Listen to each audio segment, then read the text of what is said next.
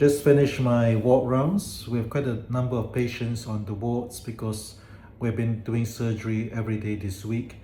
3 of them had coronary bypass surgery, and 2 of them had mitral valve and tricuspid valve, and also atrial fibrillation ablation surgery.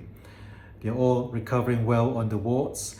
About a third of patients going for mitral valve surgery also have atrial fibrillation, where their hearts are beating irregularly.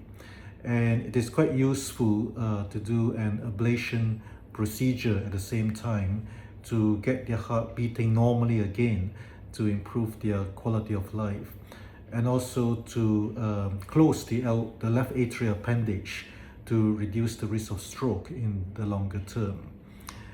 Yesterday I had a rather busy clinic. It was very interesting.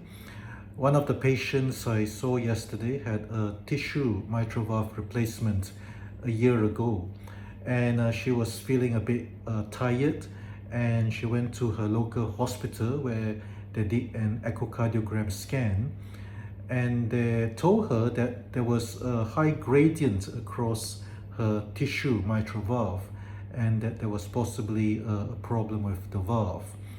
So we repeated an echocardiogram scan here yesterday, and I had a good look at the scan.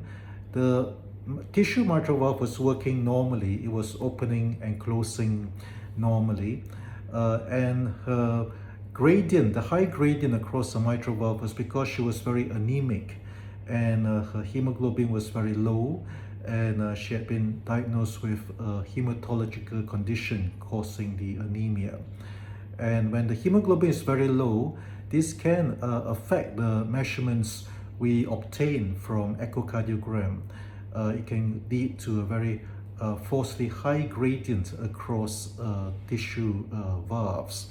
So I was able to reassure the patient and her family that her valve was working fine, but she needed to see a hematologist to correct her anemia, to get her hemoglobin, her blood count back up to normal, and this would improve her symptoms.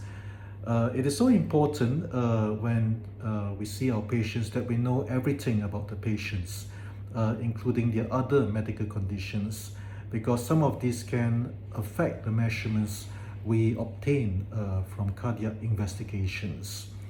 So it's almost midday now, and I'm going to go home now to have lunch with my family and hopefully have a restful day ahead.